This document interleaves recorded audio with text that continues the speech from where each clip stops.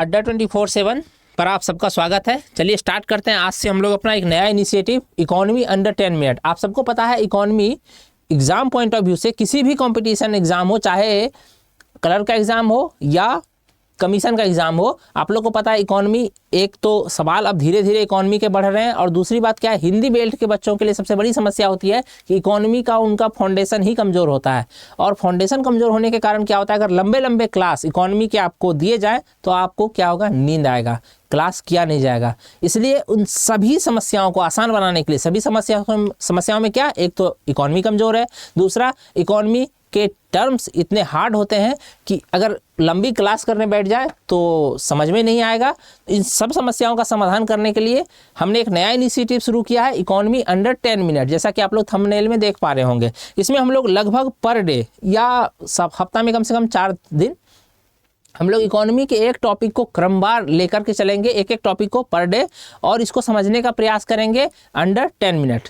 तो आज पहला क्लास है इकोनॉमी का, इसलिए हमने इकोनॉमी के सबसे इनिशियल टॉपिक वस्तु विनिमय प्रणाली बार्टर सिस्टम को लेकर के आए हैं। तो चलिए इकोनॉमी अंडर 10 मिनट के इस पहले इनिशिएटिव में समझने का कोशिश करते हैं बार्टर सिस्टम को। तो सबसे पहले बार्टर सिस्टम क्या है, देखिए, जब पैसा नहीं था, पैसे की कोई संकल्पना नहीं थी, तो लेन देन कैसे होता था, विनिमय कैसे होता था, ट्रांजैक्शन कैसे होता था। तो ट्रांजैक्शन कैसे होता था कि तुमको जो ज़रूरत है वो हमसे ले लो और हमको जो ज़रूरत है वो तुम दे दो।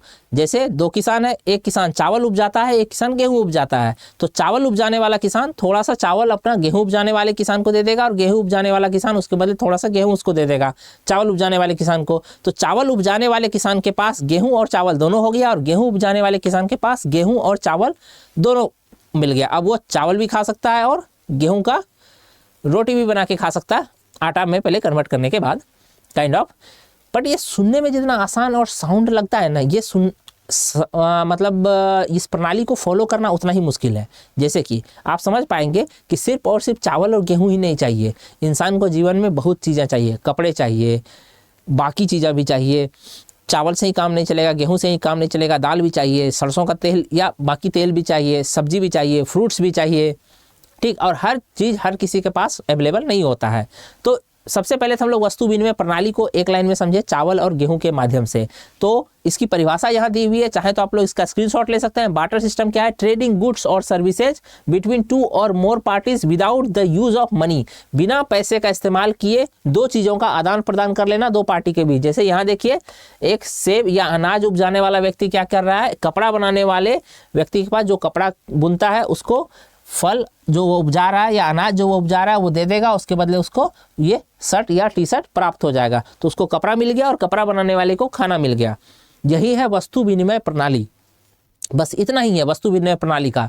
लेकिन इसके साथ कुछ समस्याएं जुड़ी हुई थी, उन समस्याओं को देख लेते हैं जिस कारण हमें वस्तु विनिमय प्रणाली को छोड़ करके हमें विनिमय के लिए पैसे को बीच में लाना पड़ा। पैसे की संकल्पना, मनी की संकल्पना गढ़नी पड़ी, हमको कॉन्सेप्ट लाना पड़ा मनी का, कि चाहे कुछ भी खरीदना हो किसी भी व्यक्ति से, उसके बदले उसको सिर्फ एक चीज़ दे दो, पैसा, और बाकी वो उधर से दे देगा। चाहे आपको बाइक खरीदनी हो, आपको खाना खरीदना हो, चाय खरीदना हो, कपड़े खरीदने हो, अनाज खरीदना, कुछ भी खरीदना हो, बस आपको इसके बदले देना एक ही चीज़ है, पैसा। तो देखते हैं हम लोग बार्टर सिस्टम। बार्टर सिस्टम के कुछ ड्रॉबैक्स थे, जिस ड्रॉबैक्स के कारण हमने क्या किया, इस सिस्टम को छोड़ दिया। पहला ड्रॉबैक्स जो इसमें है वो है डबल कोइंसिडेंस ऑफ वांट्स, आवश्यकताओं का दोहरा संयोग। हिंदी में हुआ इसका आवश्यकताओं का दोहरा संयोग या double coincidence of wants. Double coincidence of wants क्या है, तो समझिए, जैसे हमने पहला एग्जांपल लिया था कि एक व्यक्ति है, किसान है जो चावल उपजाता है, और दूसरा जो किसान है गेहूं उपजाता है। तो मान लेते हैं राइस उपजाने वाले फार्मर्स के बारे में, इसे गेहूं नहीं चाहिए, इसे क्या चाहिए, इसे चाहिए मस्टर्ड ऑयल, इसे मस्टर्ड ऑयल चाहिए। लेकिन जो वीट उपजाने वाला फार्मर है इसको चाहिए चावल। तो ये क्या करेगा, वीट उपजाने वाला फार्मर इसके पास जाएगा, राइस उपजाने वाले फार्मर चावल उपजाने वाले फार्मर के पास जाएगा और कहेगा भाई तुम अपना चावल हमको थोड़ा सा दे दो, उसके बदले मेरा गेहूं ले लो।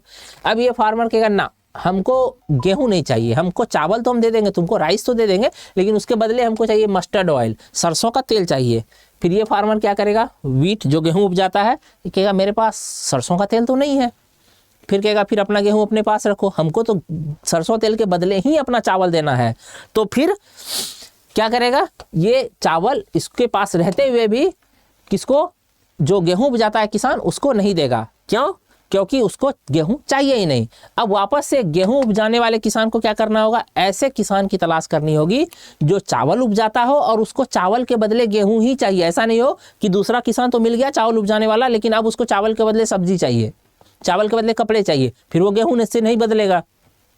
तो यहाँ आवश्यकताओं का दोहरा संयोग चाहिए कि जो आपके पास है और जो आपको चाहिए, ठीक यही कॉम्बिनेशन सामने वाला भी आपको मिलना चाहिए कि उसको वो चाहिए जो आपके पास है और उसके पास देने को वो चीज़ हो जो आपको चाहिए। आवश्यकताओं का दोहरा संयोग, डबल कोइंसिडेंस ऑफ वांट्स। और double coincidence of wants he क्या है, इस समस्या का, इस सिस्टम का सबसे बड़ा ड्रॉबैक्स है, इस सिस्टम का सबसे बड़ा खामी है, क्योंकि अक्सर ऐसा मिलना बहुत मुश्किल होता है। एक और इसी से कुछ और समस्या जन्म लेता है, जैसे हाई स्टोरेज कॉस्ट, कुछ सर्चिंग कॉस्ट बहुत हाई हो जाता है कि खोजना पड़ेगा ऐसा, तो खोजने में क्या है, टाइम लगेगा, और जब तक टाइम लगेगा तब तक क्या करना पड़ेगा, स्टोर करके रखना पड़ेगा। इस किसान को गेहूं स्टोर करके रखना पड़ेगा। चलिए गेहूं तो फिर भी स्टोर हो जाएगा। सोच कर देखिए, ये किसान टमाटर उपजा रहा था और टमाटर के बदले उसको चावल चाहिए था, तो टमाटर को कब तक वो स्टोर रख पाएगा, उसको जल्दी से जल्दी तलाश करना पड़ेगा। अगर 2-3 दिन 4 दिन के अंदर उसको नहीं मिला तो टमाटर उसके सड़ने लगेंगे, खराब हो जाएंगे। तो स्टोरेज कॉस्ट बहुत हाई हो जाता है। Difficult to carry forward one's wealth.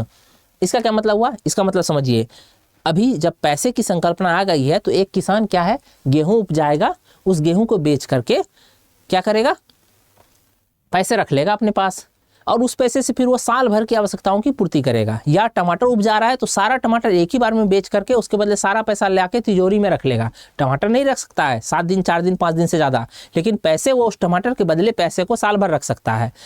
और उस अपने मेहनत को, जो मेहनत उसने 2-3 महीने में टमाटर उपजाने में किया था, उस मेहनत के बदले वो अब साल भर जो है अपना आवश्यकता का पूर्ति कर सकता है। तो difficult to carry forward one's wealth, क्या अगर वो कहेगा तुमने मेहनत किया है और टमाटर उपजाया, अब इसी टमाटर को रखे रहो साल भर, और जब जब तुमको ज़रूरत हो कुछ टमाटर निकालना अपने स्टोरेज से और बेच करके फिर वो सामान ले आना, ऐसा कर सकता है टमाटर उपजाने वाला किसान? नहीं कर सकता है। क्यों? क्योंकि वो पेरिसेबल आइटम है, खराब हो जाएगा टमाटर, तो कैरी फॉरवर्ड नहीं हो सकता है ये कुछ दिन के बाद।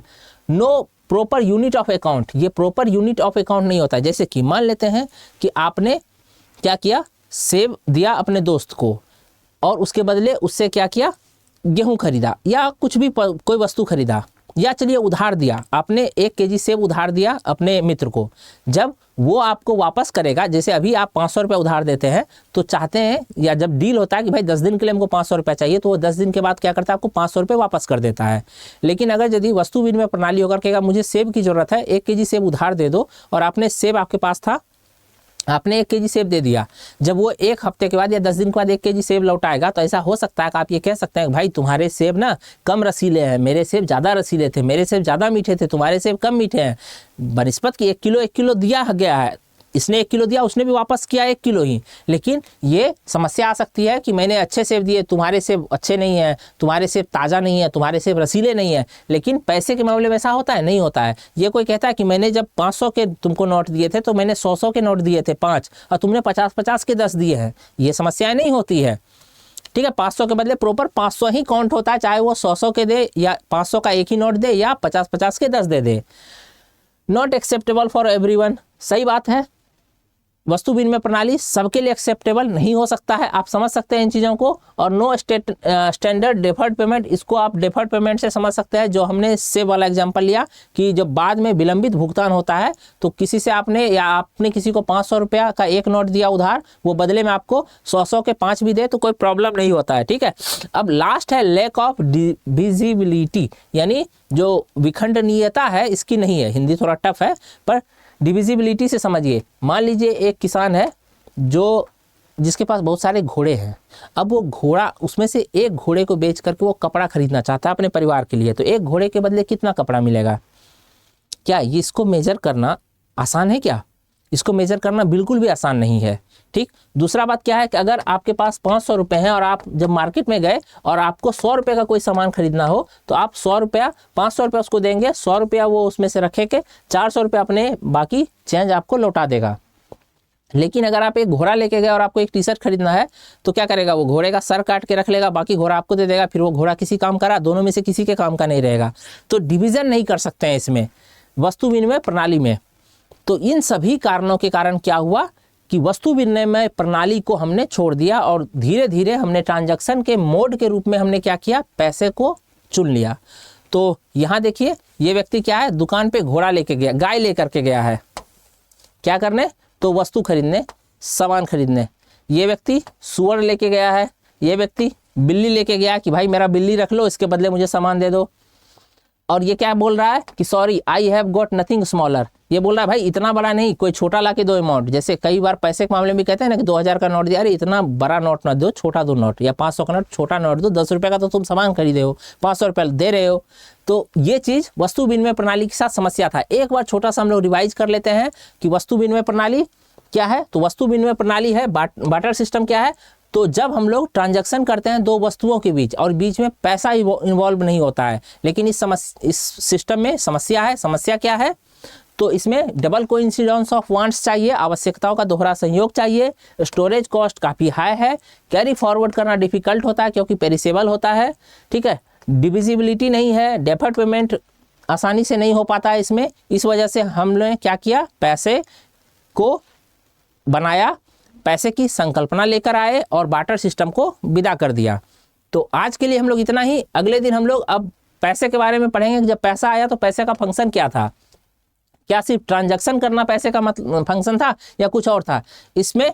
देन हम लोग किसी और टॉपिक में फिर इवोल्यूशन ऑफ मनी पढ़ेंगे। इसी तरह से एक एक करके फिर किसी टॉपिक में हम लोग फुल बॉडीड कॉइन और टोकन कॉइन के बारे में पढ़ेंगे। और एक दिन में एक टॉपिक, आज थोड़ा सा ज़्यादा लंबा हो गया, पहला दिन था, और धीरे धीरे कोशिश कीजिए हम लोग पूरी इकोनॉमी कुछ वीडियो में कंप्लीट कर लेंगे। इकोनॉमी अंडर 10 मिनट, 1-2 मिनट ऊपर नीचे हो जाएगा।